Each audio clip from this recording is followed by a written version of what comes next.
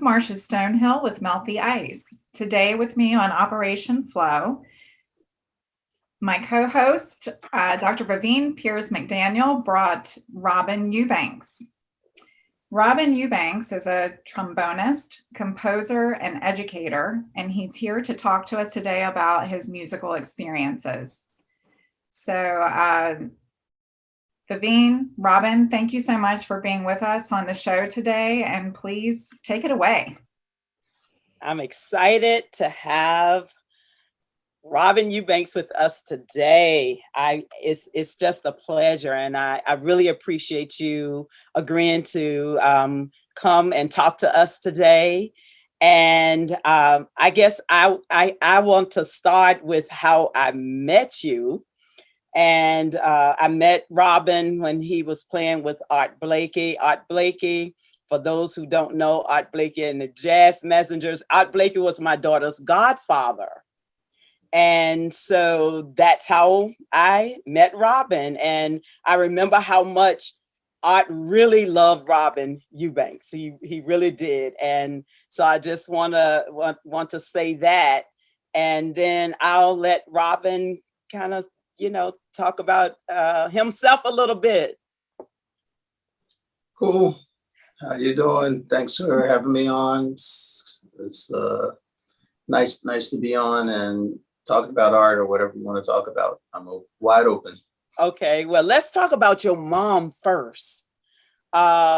Miss Vera Eubanks is. I shouldn't say piano. She's probably still playing. Oh yeah. So she is a pianist. She was a music teacher. In fact, I believe that she was the Kenny Barron's music teacher. Is that correct?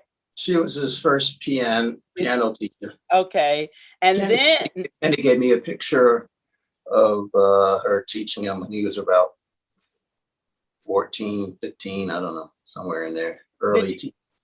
Oh, I would love to see that. I think I might have. Did you share that picture? I put it on Facebook. Yeah, I saw it. I thought so. So not only is Robin's mom a music teacher, a pianist, but he has two brothers. His brother Dwayne plays trumpet, and Dwayne is the youngest brother. Dwayne's birthday is a day after mine, but I have him beat by about 12 years, but the same as mine. His brother, Kevin Eubanks, who is a guitarist. Kevin and I were born in the same year. We're 57 babies, 1957. And Kevin also was the music producer for those of you who used to watch Jay Leno. He was the music producer on Jay Leno. So tell us a little bit about what it was like growing up in your family of jazz musicians. Your uncle, two uncles, right? The Bryants were jazz musicians. So just tell us a little bit about what it was like growing up in that world. Just for me, it just seemed normal. It was just music was everywhere, and I didn't know anything else. And any kind of other situation anyway. I wanted to be a baseball player when I was growing up. My mom told me I would be a musician. I guess she was right. Okay. And it was just a lot of music and fun. I had an amazing childhood. It was one of my favorite periods of my life. Yeah. I guess it's good to nice to get a good start. That can help carry you through a lot of stuff later on. Yeah. Well, did the family ever get together and have like a jam session or anything like that? It happened a few times. I remember Ray coming over and playing piano, Kevin playing, and so it happened. Dwayne, it happened a few times, not too often because everybody was traveling. But my parents used to have cookouts I think around July 4th or something like that. So if Ray was in town, he would come by. But I would see Ray on the road a lot.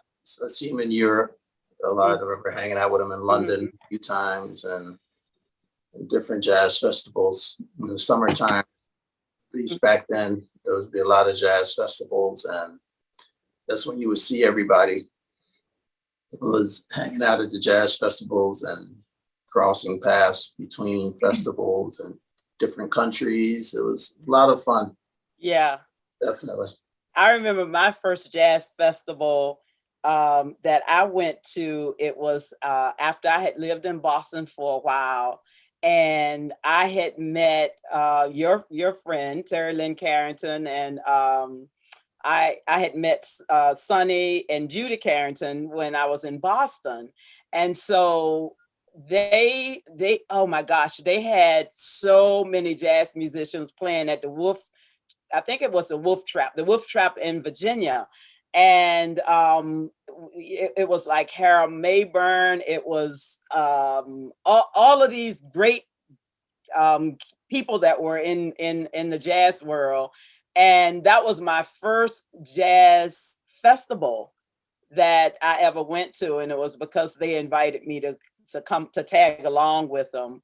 And then I had gone to jazz clubs, but that was my first really big jazz festival, and everybody that you can possibly think of was there. Now I became friends with Dizzy Gillespie, and of course very close with Art. With we call him Buhana, and so because of them, I got to meet a lot of different people. And something that a lot of people don't know about me is that I was very close friends with George Butler at CBS Records.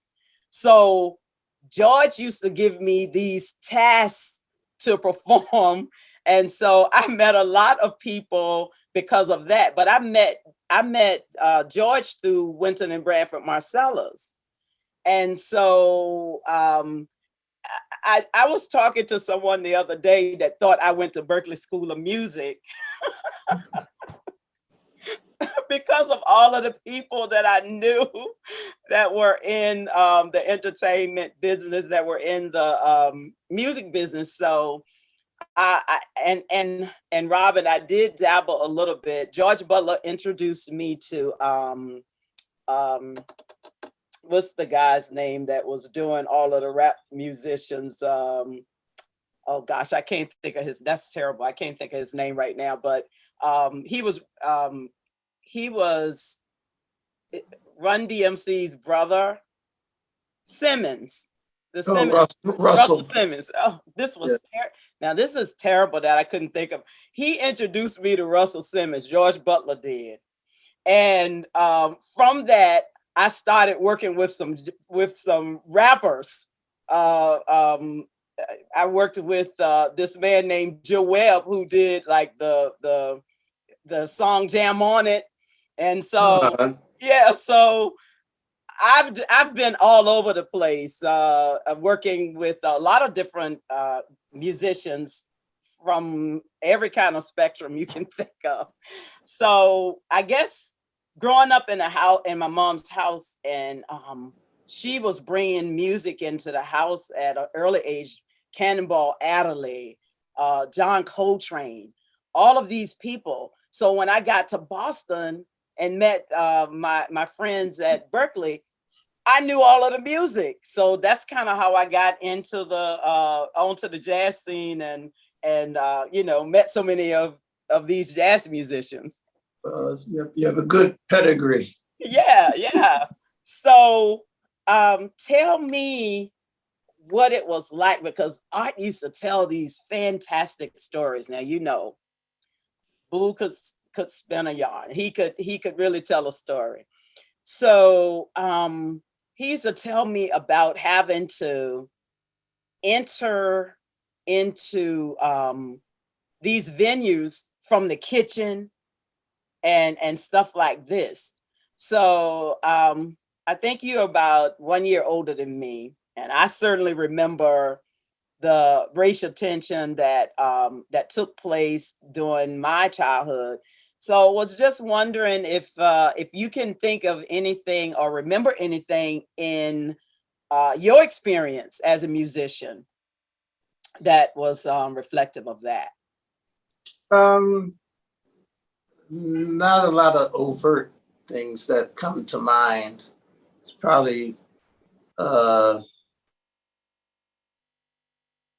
we used to go to Europe a lot. Mm-hmm. And yeah, I used to go when I was playing with art. We would go to Europe. Sometimes I get to Europe 6-7 times a year, Mm-hmm. and then go again with other bands or whatever. Mm-hmm. So there was a whole different vibe in Europe at that time. This is like in the 80s, 90s, and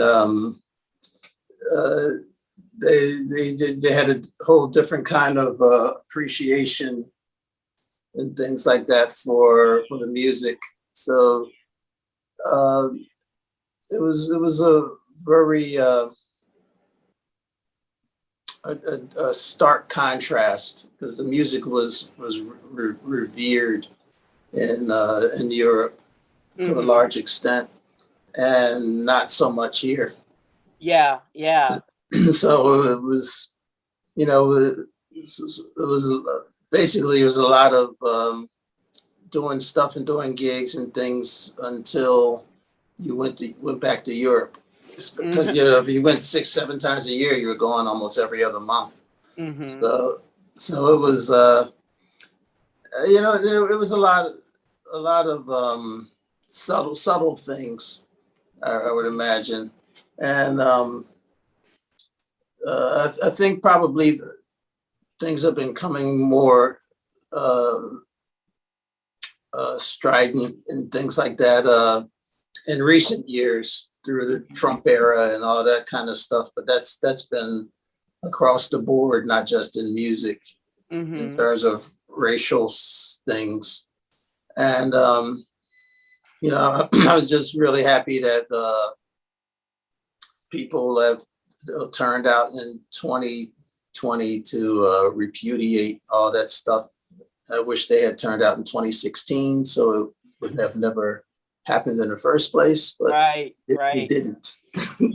Yeah. So it shows you what 4 years is a lot of time to create an enormous amount of damage. And because people came out in the 2020 election, there's a lot of Republican state legislatures and federal Congress and stuff. They're trying to enact all kinds of stuff to make it harder for people of color to vote, and not just people of color, but anybody who may tend to vote against them, students, and everything else. So basically, they can't win by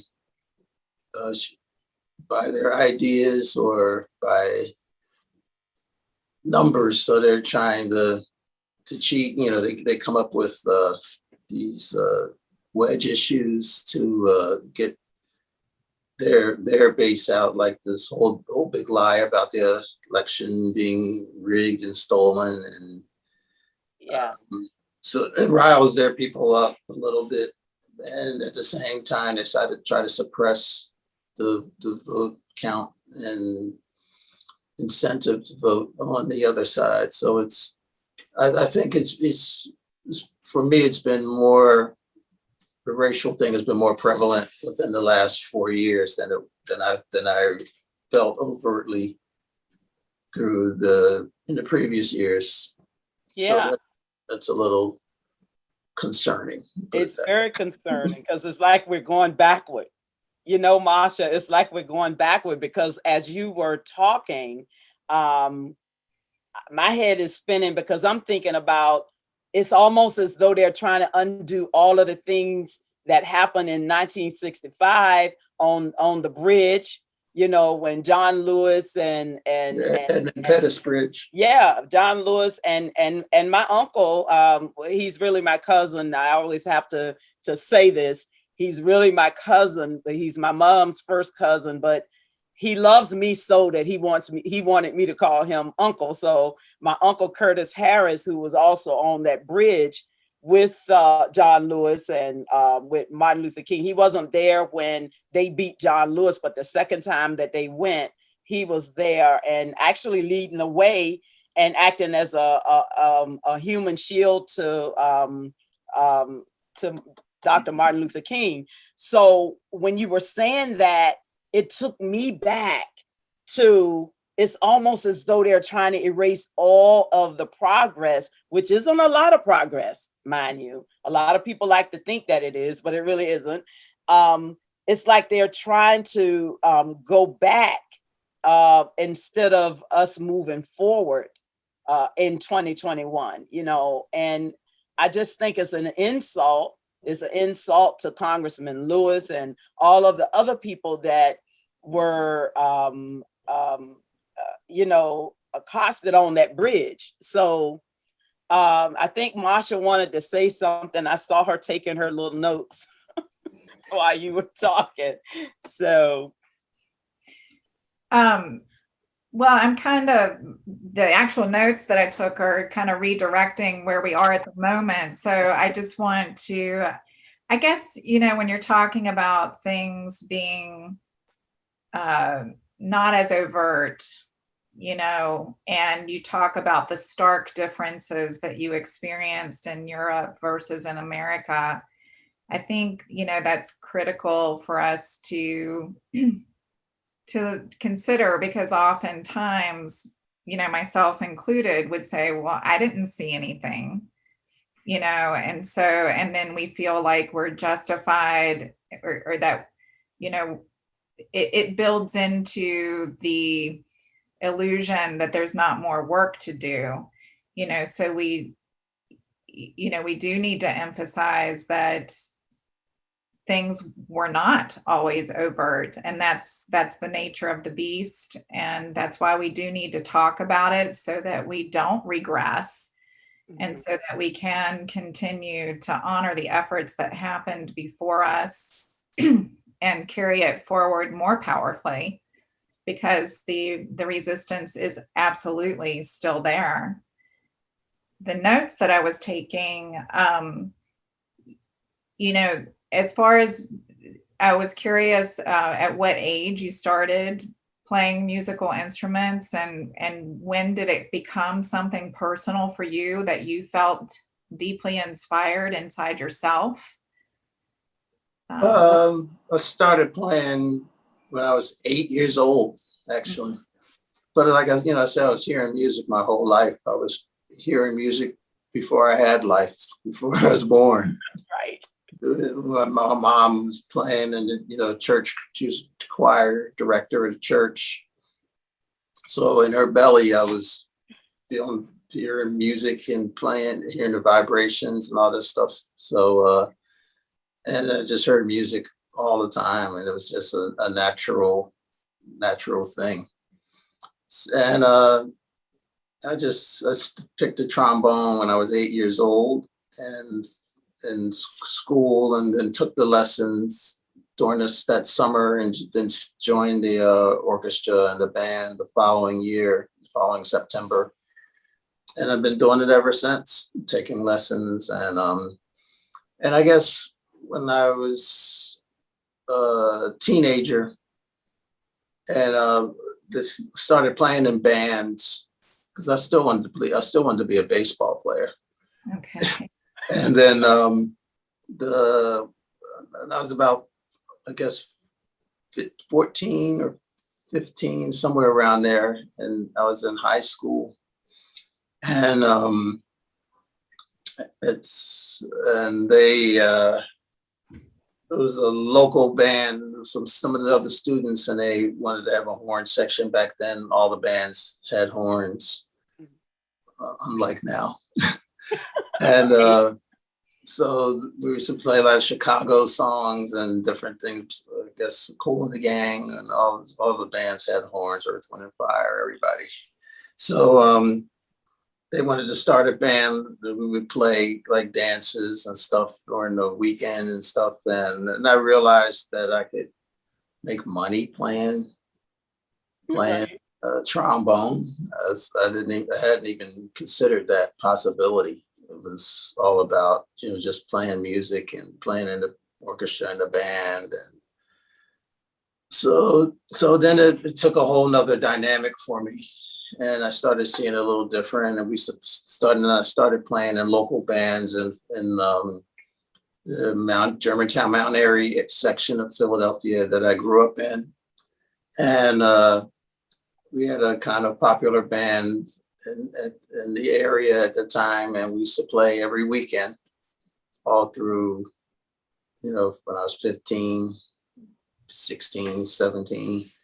And, I was playing in clubs you had to be 21 to get into when I was like 16 and stuff, 17. So I had a lot of fun. I bet. And it just took on a whole nother thing, because the band was popular, girls liked this. I said, okay, I like this Yeah. too. So, it was, and so music had a whole nother outlet for me. And I've never had a regular job other than playing music. I guess I was a paper boy one summer, way when I was like 13 or something like that, or 14 maybe.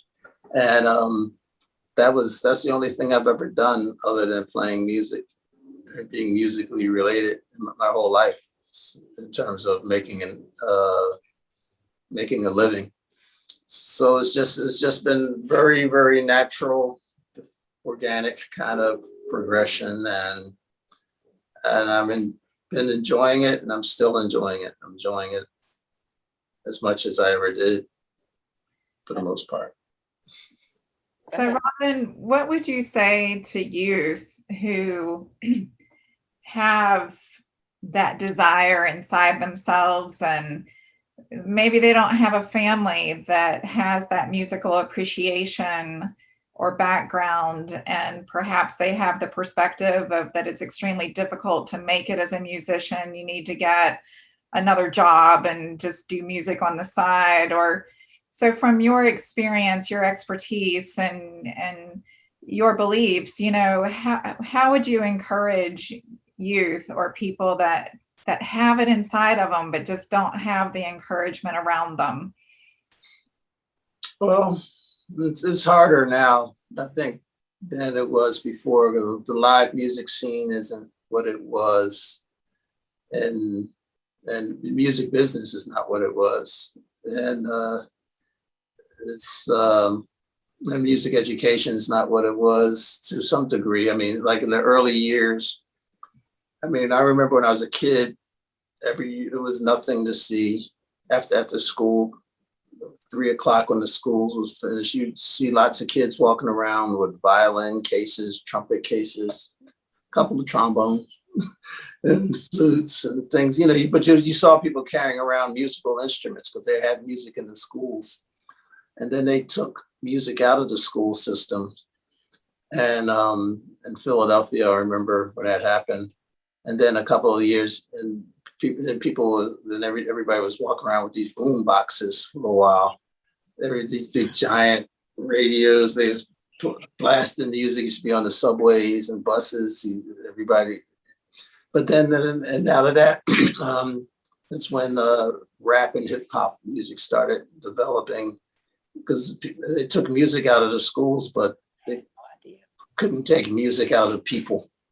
Mm-hmm. And so they found a different way to utilize music, and that's when things started changing a lot, because which I always noticed when they started a lot of the hip hop music, and they would sample a lot of James Brown stuff, mm-hmm. and music from the 70s and stuff that I grew up with, which was when it was brand new. And I was always wondering why they would sample stuff when you can get anybody to play little 2-3 note lick. But back then, I guess they were stealing the music and they weren't really paying for samples. But after a while, they got caught, and they had to start paying for the samples. But then I realized that the music wasn't in the school, so they didn't know a lot of people necessarily who played instruments. So that's why they sampled it. And it seemed like it would be easy to find people to just play those parts instead of having to pay for the samples or whatever. But you just have to, there's a lot of self-motivation, I guess, and being in an environment where you see it as a viable possibility. I mean, like I said, I was making money playing music when I was 14 and 15. And it'd probably be hard for 14, 15-year-olds to say that now. Yeah. I mean, there's not even any places to play. Yeah. Or they would even let them in to play, or this is just a whole different environment. So in the music, like I said, the music business is different. I mean, the record companies aren't doing what they used to do, which is actually good in certain. Yeah. They're not ripping musicians off like they did for decades. And so and the internet changes everything in terms of getting your music heard by people. So in that regard, I remember telling people that if I wanted 10 people to hear a song or hear my music, I'd have to go get 10 cassette copies made of the tapes, and go to whatever it was, Kinko's or Office Max, 10 Xeroxes of the bio and resume or whatever the promo copy was, and get 10 envelopes, 10 stamps. And that was just to take it to the post office. That was to get 10 people. Well, send it to 10 people. Who knows? Maybe two of those 10 people listened to it. And it was just an arduous process. And now you can get 10,000 people to hear something, and you only have to produce it once and post it on the web. You can get 100,000, 1 million. It depends on how it's done. And so the delivery system then is flipped on its head completely. So a lot of people got cut out of the loop,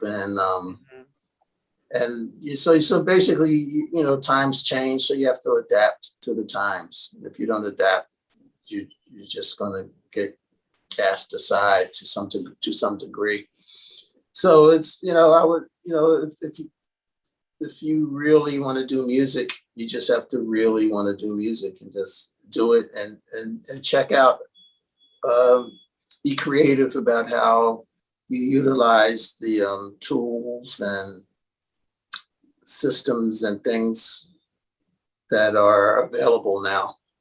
And may not be aware of all of a lot of the young kids. They come up with websites they tell me about, especially when I was teaching. I would ask the kids, what's the new website, what's going on? Because they knew stuff I had never even heard of. I was like, how do you even hear about this stuff? And they know about all this stuff, and it's just a part of their culture and their lifestyle. So you just have to be creative enough to and open enough to utilize the different avenues and things that are around you, and how you can use those to put your music out there, and for you, there's lots of techniques and available online now that didn't exist. I mean, YouTube didn't exist. I mean, if I wanted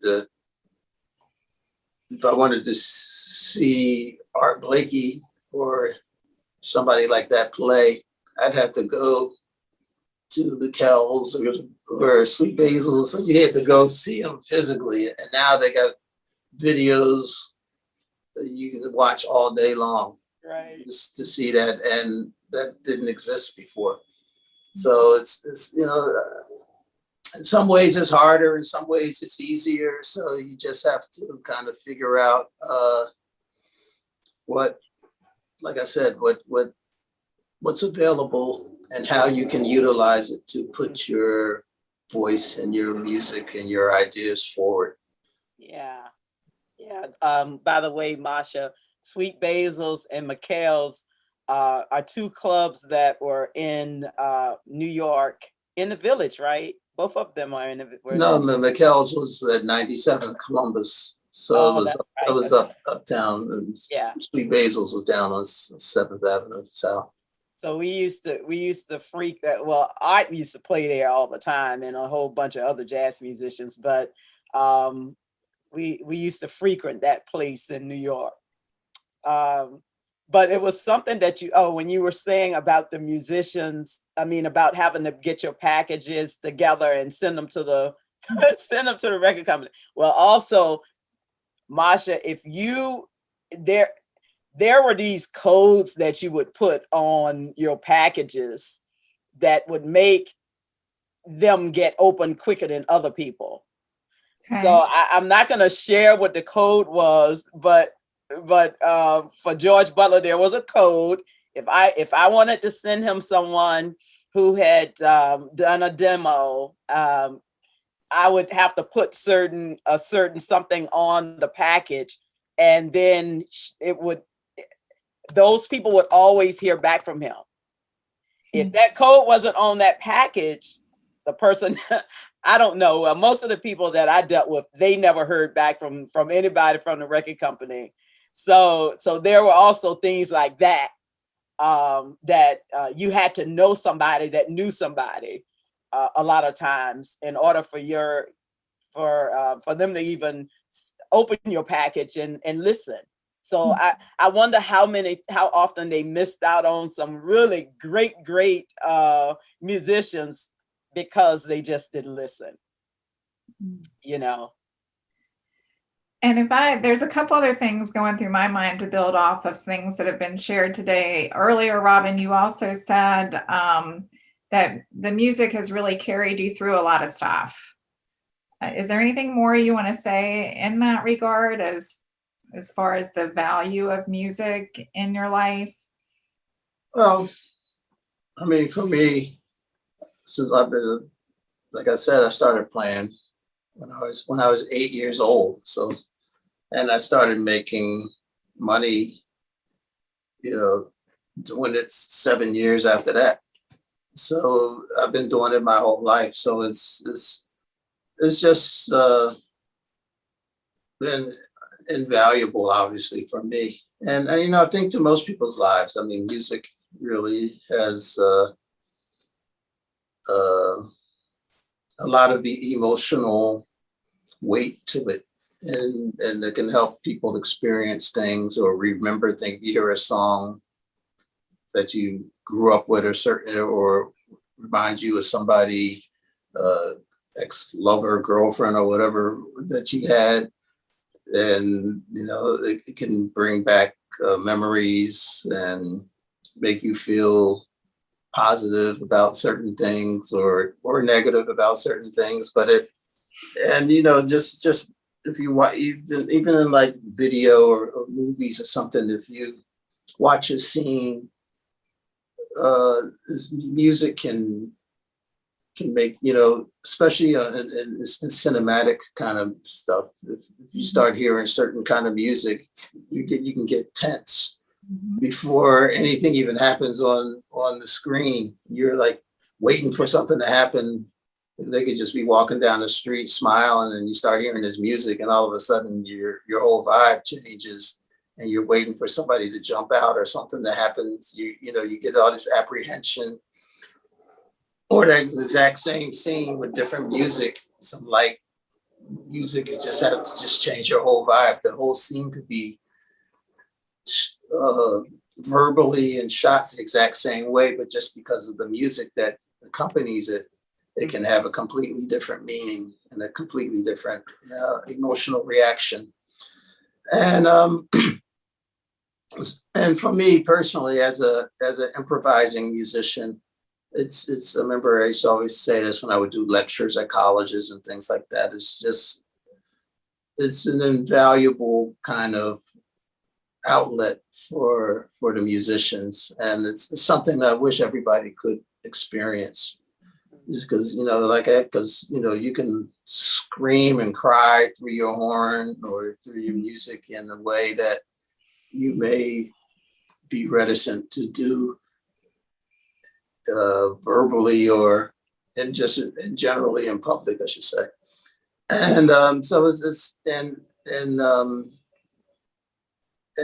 as a composer, I like to compose and arrange to create musical environments that allow me to express myself better. Because there's depending on the kind of music you're playing, it could be a straight ahead jazz tune or a funk tune or whatever. But those kinds of things have a certain musical language that accompanies them. But as a composer, I like to create environments that allow me to express myself. And the others maybe in the band. Like when I used to play with Dave Holland's band, I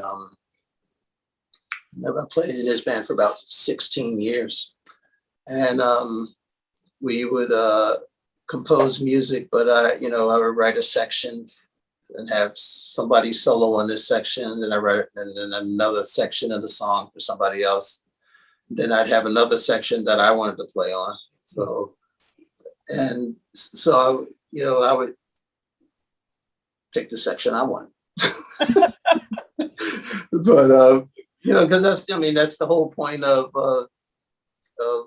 composing and arranging. There's a lot of things, and like in a lot of the big bands, the trombones may not get a lot of solos. There'll always be saxophones and trumpets and pianos and maybe guitar if they had guitar and stuff.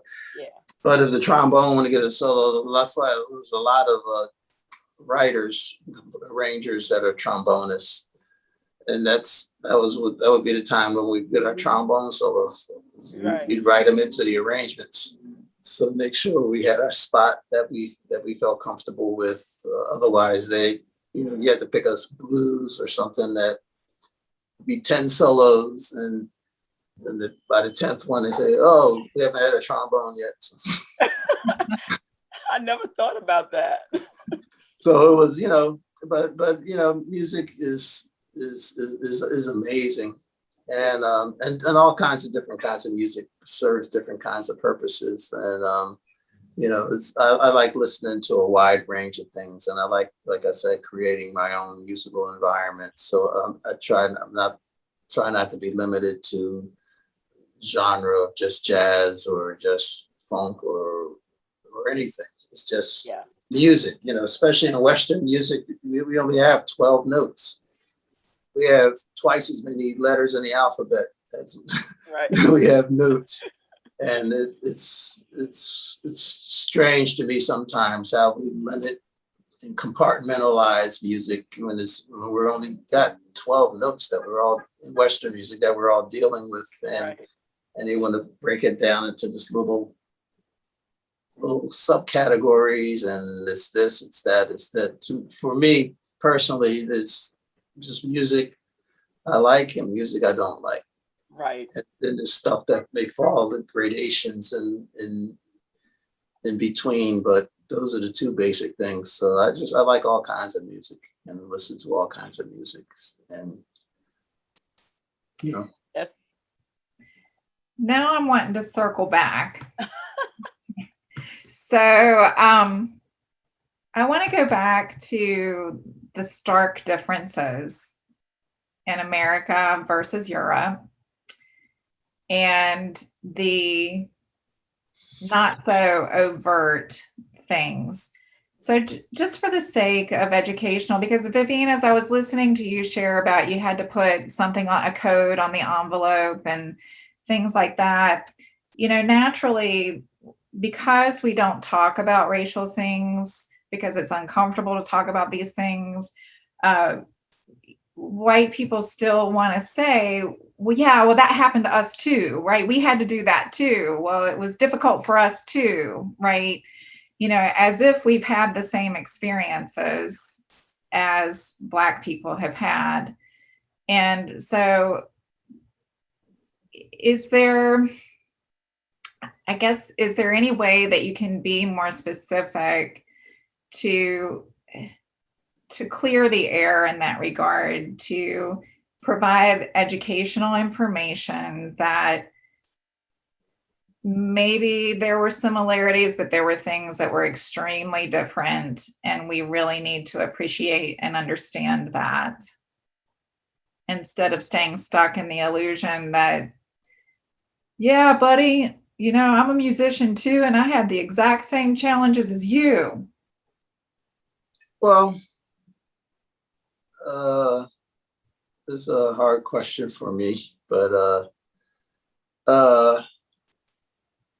I guess I would say, well, I would preface it by saying, you know, my experience in my life has been a little bit different because I was in Philadelphia. I was able to, I had like a great public education system that I happened to be in. And they kind of plucked me out of my neighborhood school, and I remember doing some kind of test and put me in this other school. It was called Masterman back then. And I guess it's still called Masterman. It is for like elementary and junior high school. And they combined like 7th and 8th grade for us. And then, so I kind of skipped 8th grade, almost from 7th grade to 9th grade. And and it was bringing people all over the city to this school. This is when I started playing music. Also, I was like 8 years old, 9 years old, and so I got to go to school with and compete with all students of all races, and from when I was very, very young, and you know, and I did pretty well. And so I didn't, in terms of education wise, I didn't have that kind of stark difference because I was in school with lots of Jewish kids and all kinds of, like a lot of white kids and Asians and Hispanics. It was like a big melting pot. And it was really wonderful. And continued through when I was in high school. I went to this Central High School in Philadelphia, which was considered the top public school at that time. And so it was, so I had a different kind of background. So I didn't grow up with a lot of the overt kind of racism and stuff in my face. But I mean, it was always obviously lurking, and started seeing it more as I was growing up, and you know, and also in terms of music and in jazz. One of the reasons I started getting into jazz because I was playing funk and rock music until I didn't start playing jazz till I was 20. I didn't know that. I was playing funk and rock and playing gigs and having a wonderful time from when I was 15. And then the only reason I started playing jazz was because I wanted to be able to take better solos in my funk and rock band. We would get horn solos and I sounded awful. Well, let's went to the record store and just looked for things that had trombones on them. And I found a J.J. Johnson record. I had heard of him, and I found a Jazz Crusaders record that had this trombone player named Wayne Henderson. And I found an Art Blakey record that had Curtis Fuller on it, who we recently lost.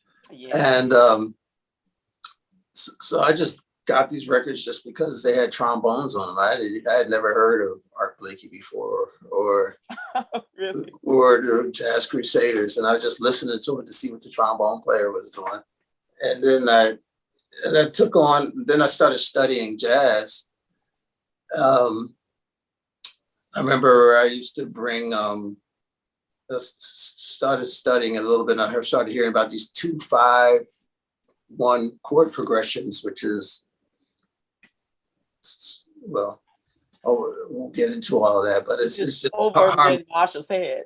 Yeah, it's like harmonic progressions, how they work in the diatonic harmony and things like that. But once again, let me, without getting too theoretical, it's like a very, very common chord progression. You've heard it a million times, and you hear it every day in songs. But I used to get Kevin to play these chords on a cassette player. I said, I heard about this stuff. Let's try this. And he would he would record it, and then we would play it back and try to play lines on top of the chord. This is like some of the, this was before they even had like these Music -1 and Jamie Aebersold kind of things that musicians use to practice now. And that now they have apps on the phones that do it. And but that's how we were learning. And so we were just kind of winging it and making it up as we went along. And you know, later on when we started getting into learning about jazz, one of the things that I got into really started appreciating jazz, because when I started really studying it and reading books about it, I realized that I was learning how the music paralleled the society in terms of what was happening in the society, and you know, through the 40s and through the war, and then bebop happened during that period, because it was all big bands before then, and then people started getting drafted and the war was going on and things are changing, and the smaller groups in the 40s and the 50s and during, and just studying the history of the music, even from New Orleans, and I saw a correlation of the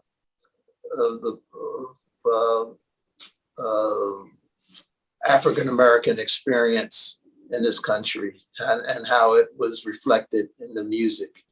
And I was never taught any of that in school. It wasn't even dealt with. It was glossed over or not even mentioned at all. And then I remember feeling bad that I was into James Brown and all this stuff when around the same year that Giant Steps was being made, John Coltrane. It's Cold Sweat, I think it was about 64, I think it was around the same years. And but not Giant Steps, well, Giant Steps was earlier, but just the music that was happening happening when I was into all the funk music and things like that. And later on, I started to appreciate the rock and funk music that I came up with, but I just had so much pride in the jazz music when I started learning about it and studying the history and how it really mirrors society and African Americans' experience in this country in particular. And when that kind of thing started, when jazz education started going more mainstream in colleges and things like that, a lot of that aspect was kind of glossed over in terms of the Black experience and how that related to the music. It was more of a theoretical kind of play these notes on this chord and this kind of feel, and so and it negated that experience. I think it's become a little slightly more merged as the music has become more international. I remember when I was playing with Art Blakey, we were in Europe and we were in Paris and played a gig in Paris somewhere. And after hours, one of the musicians somebody asked us to come to a jam session and listen to the local guys play. And I remember I was there with the Javon Jackson and Philip Harper and other people in the band, Peter Washington, Benny Green. And somebody was listening to it and they said, "Oh, he sounds good, but he sounds like a French guy trying to play jazz." And I said, "He is a French guy trying to play jazz. He should sound like himself. You want him to sound like he's some 55-year-old guy from Detroit, black guy from Detroit. He should be who, he should express who he is. And he should, if he's a French guy playing jazz, what's wrong with him sounding like a French guy playing jazz?" Yeah. So the music, my point being is that the music got more international. And so there became different styles emulating. It may not have sounded quote unquote authentic like it may have sounded in Philadelphia or Detroit or some of the other big cities that have produced a lot of jazz musicians, but the music expanded. It came out of the Black experience in the United States for sure, but it became it was exported around the world. And people like Duke Ellington and Charlie Parker and all these people who did all these tours took this music around the world, Ella Fitzgerald, and and it just became appreciated around the world and in Europe and things like that in a way that it didn't in the United States. I mean, there was a thing about Norman Granz when he used to have the Jazz at the Philharmonic, and there was a whole bunch of racist situations where they couldn't play in front of a mixed audience, and they wouldn't even allow them to play, and they would cancel the gig or something like that, or close it down if there was a mixed audience. Just listening to music, and that kind of situation didn't exist in Europe. In Europe, and that's why a lot of the musicians went there. I remember Slide Hampton was one of my mentors in trombone. He told me he went to Europe to play for a week and stayed for 10 years because it was just so the conditions were so different, and there was a different kind of respect that was given to the musicians, to the Black musicians, I should say, that they didn't get here. And so there was that kind of start, and then it was ingrained in the society. I mean, I remember when they were Art Blakey, and we were playing a gig, and these kids were hanging out with us, and they were excited because they're hanging out with some jazz musicians or whatever, and they gave us some food. I forget what the exact situation was, but all of a sudden I was sitting with this guy, and he was like freaking out because he looked at this juice carton that he had in his hand, and he said, "Look at this! Look at this!" And I was like, "What? What?" It was, it wasn't. It was written in whatever, like German or whatever the hell it was. I forget where it was. I didn't know what he was freaking out about. He said the numbers, like the serial number on the carton. He said, "That's Charlie Parker's birthday." I said, "Oh yeah." I didn't even know when Charlie Parker's birthday was. And I was like, "Wow, these people are into this music more than I am." Oh, absolutely. So it made me change my perspective on it, and I said, "Well, they can't be into Black music more than I am." Right. So I was shocked. Yeah. Just these numbers. He just like freaked out and he knew the birthday. Right. I didn't know it. So I changed. So that's when I started reading more of the books and studying more and really appreciating the rich history that jazz presented. And the incredible musicians and the incredible musicianship and the music that was created and under the conditions that it was created in. And I just had so much respect for it.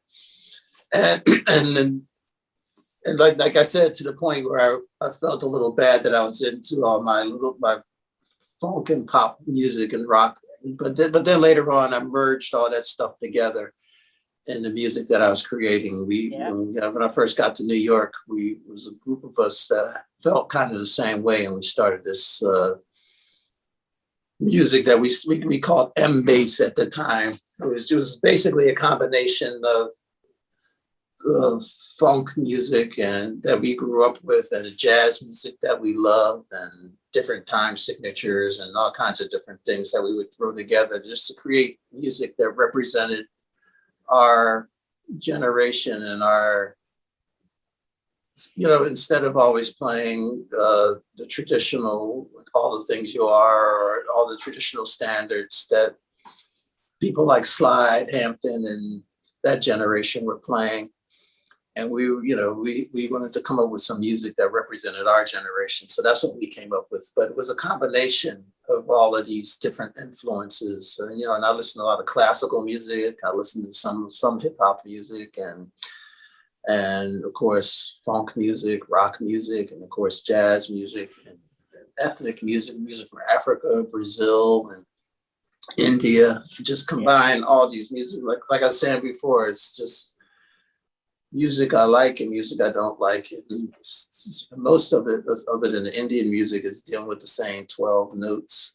Mm-hmm. And it's just really breaking down a lot of the barriers that people have constructed to separate us and divide the music and divide people and divide everything, and realize how much we have in common, and right, the commonalities and things. And Buddhism helped me understand that, of course. And so, this has just been a wonderful experience, and I'm still in it. I'm still way up in it, and I'm enjoying it. The whole pandemic has created a situation where you had to really get inside your own stuff that you're dealing with, because we didn't have gigs for a whole year. Yeah. It's just starting to open up now, but it looks like it may start to close back down again. Yeah. with the Delta variant and people not getting vaccinated and all this other stupid stuff that seems prevalent. And so, I've had time to really get inside the stuff that I really want to work on. So I've been going through the process of doing that, exactly that. And I'm in my little music studio room now with all. You should have showed us your studio. Well, I got all kinds of stuff in here. I don't know if you can see all of this stuff. Oh, yeah. Here, and then I have a little makeshift drum set over here. Oh, okay. Is it soundproof? Is it soundproof? It's not soundproof, but it's it gets quiet. It's not a loud area, except I got a window open now, so you can hear stuff outside. But it's not soundproof, but it's close enough. Mm-hmm.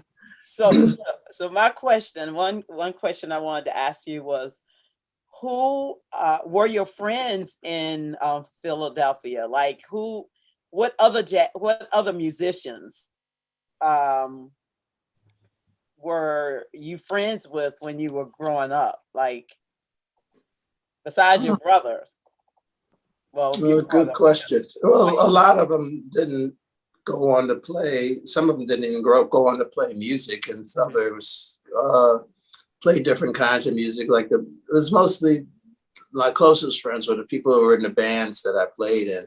Mm-hmm. And there's a drummer named Billy Johnson who was in our band, and he went on to play with Frankie Beverly and Mays, and moved out to LA, and he played with Santana, and And there was a good amount of the musicians that went on and did different things. But so there's a pianist named Sumi Tanoka that I went to college with, and she's very, very talented composer and pianist. And but a lot of the people that really helped raise me in the jazz, because like I said, I didn't start playing jazz till I was 20.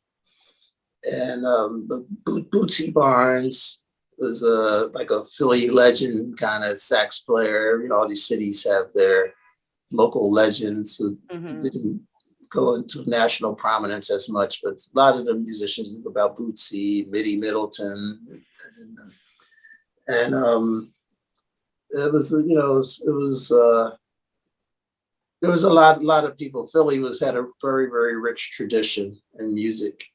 Yeah. And in fact, that's where I met Sun Ra, because he was in Philadelphia. In fact, the first recording I ever did was with Sun Ra. Wow, I met him once. Yeah, he was a different cat. Yeah. Very different. But I had a lot of appreciation for his music and his musicianship. And I could see through a lot of the smoke screen stuff that was thrown up there. But he had a lot to offer. And then my brothers, of course, and my uncles, Ray and Tommy and Brian. So there was a lot of music, and every neighborhood had a band coming up. Like in our neighborhood in Germantown, there was like at least 3 or 4 bands, and all of us used to play like almost every weekend. Wow. It was a really rich, vibrant music scene, and then disco came out and wiped out the whole live music scene, because you could hire one person with records instead of an 8-piece band.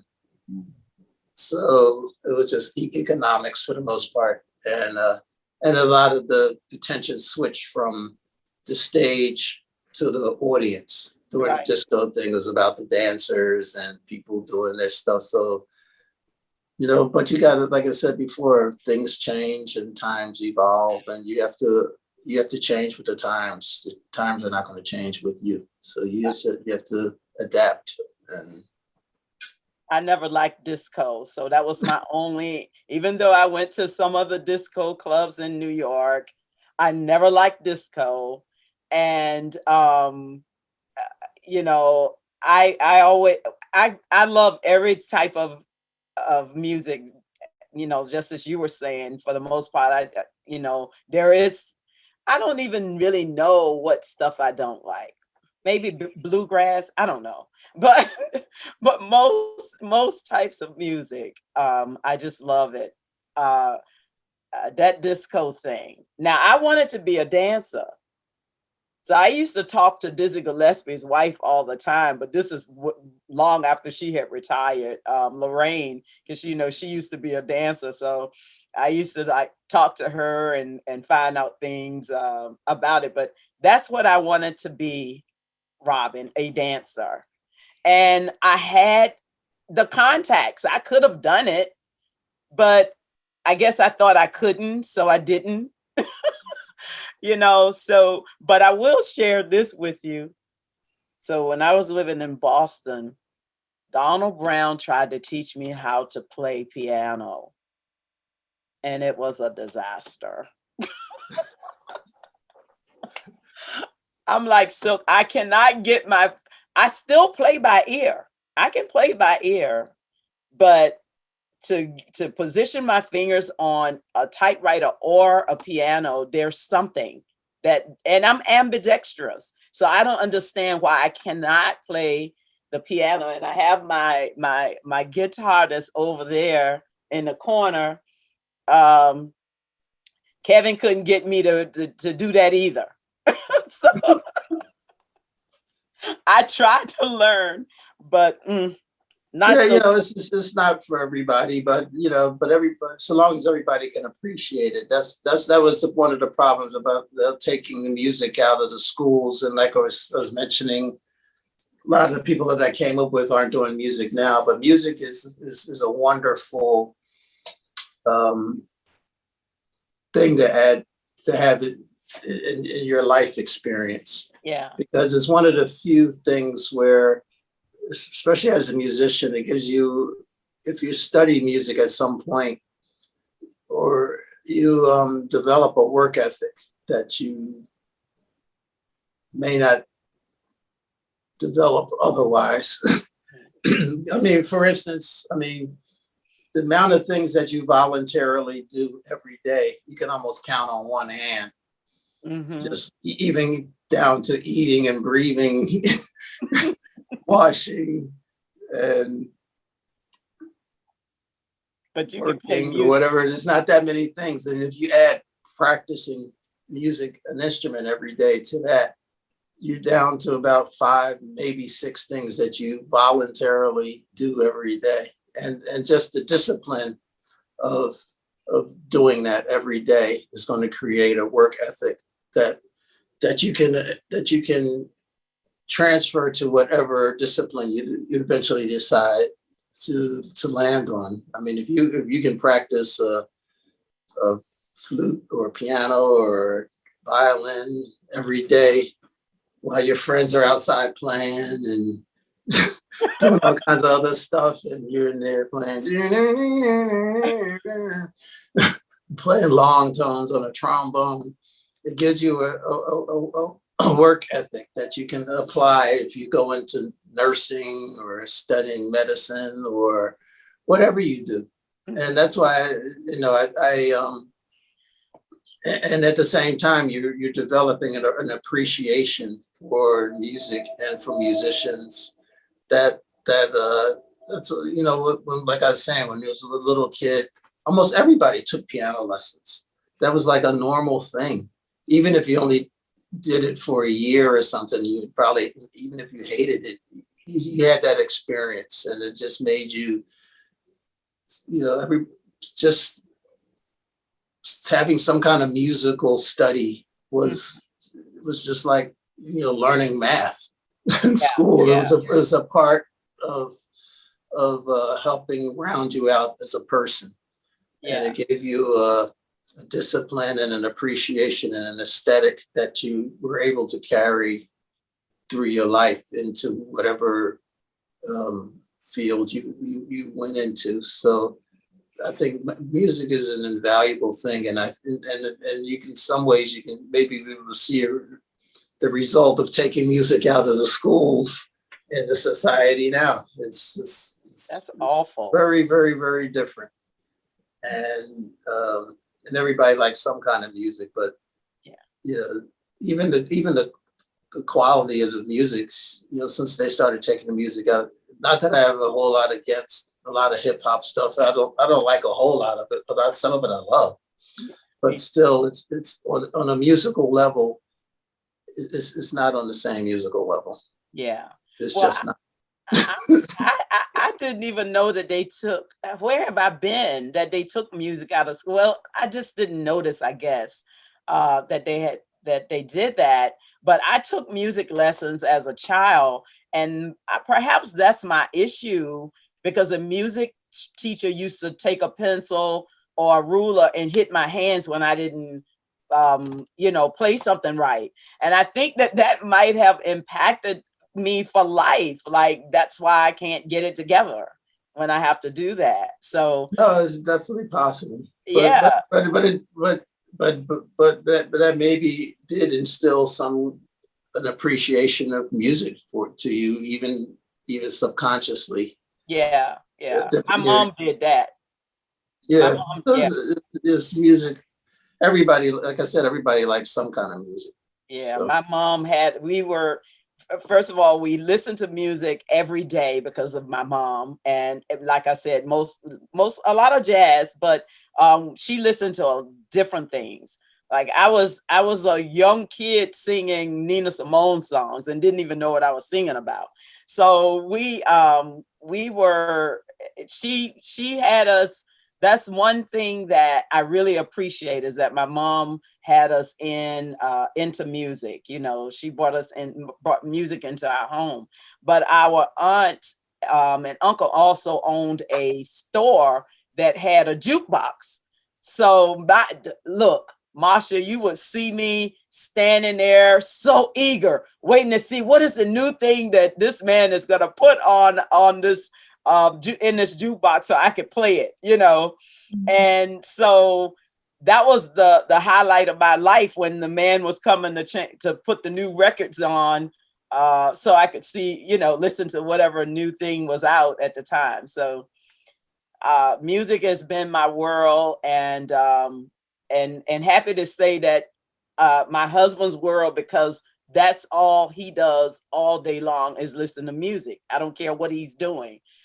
He's going to be playing some music. So even when because my dad had dementia, and you know, and his mind was going slowly, and towards the end, when it was really bad, I put together a playlist of songs that I knew that he liked, and I put the headphones on him, his vibe would change. absolutely.